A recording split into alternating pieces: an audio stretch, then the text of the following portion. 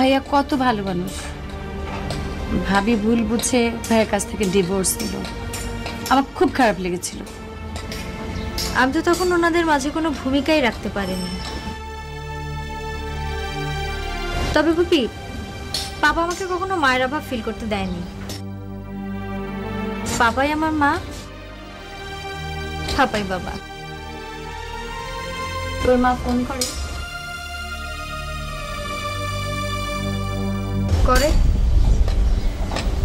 মাঝে মাঝে কথা বলি। মা তো আমাদের জীবনে দুঃখের স্মৃতি যেরকম আছে, সুখের স্মৃতিও সেরকম আছে। এখন থেকে আমরা দুঃখটা কম মনে করবো, সুখের স্মৃতিগুলি নিয়ে বেঁচে থাকবো।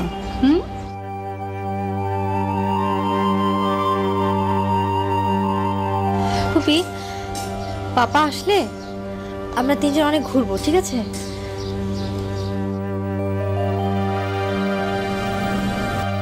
দোস্ত, বাসা কখন ফিরিস? রাত্রে। তুই অফিস বসে বসে কি করিস? কম্পিউটার গেম খেলি। আমার না কাজ শেষে সরাসরি বাসায় যেতে ভালো লাগে। বাসায় যাই, নিরিবিলি খুব ভালো লাগে। আমি বাসায় গেলে আব্বা খালি কানার কাছে জ্ঞান জ্ঞান প্যান প্যান করতেই থাকে। কেন, কি কারণে? মামা তো বিয়ের জন্য পাগল। তো বিয়ে করবে, তাতে ঝামেলা কি? মেয়ে তো কোনো অভাব নেই। আমার কাছে ছোট বড়, জুয়ান বুড়া, চিকন লম্বা, যে ধরনের মেয়ে দরকার সব ধরনের মেয়েদের বারোটা আছে, কোনো চিন্তা নাই। এই বুদ্ধিটা তো আমার মাথায় আসে নাই। মামার বয়স কত?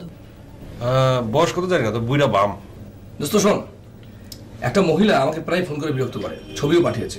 তুই মামাকে একবার ওখানে পাঠিয়ে দে। বুদ্ধিটা তো ভালো। তুই মহিলা ঠিকানাটা আমার দে। না, ঠিকানা এখন দেওয়া যাবে না। তুই মামাকে আমার বাসায় পাঠিয়ে দিস। আচ্ছা, তোমরা কিন্তু বিয়ে নিয়ে বেশি বাড়াবাড়ি করতেছো।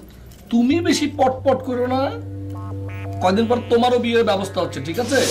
তবু ভাই,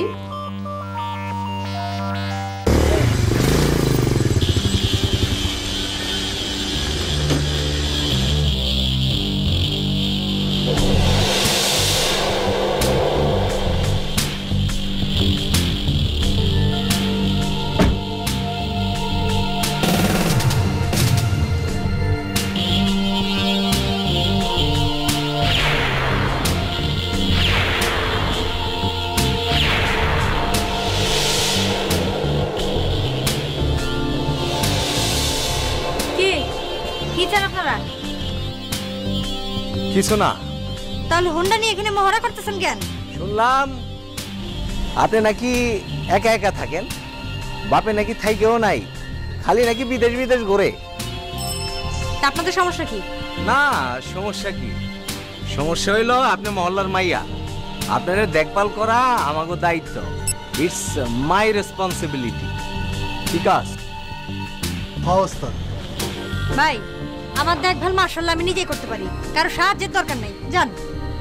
আপনি নাকি রাত বিরাইতে ফিরেন, কই যান, কি করেন? আপনাদের তা দেয়া কি দরকার? কোপ ছাড়েন। যদি না ছাড়ি? তাই তুই ছাড়বি না, তোর বাপ ছাড়বে। জায়গা থেকে হাই ভাইয়া, ব্যবহার ভালো কর, ভালো বেনা কলাম। আমার নাম টাকুমনি। হাই চল।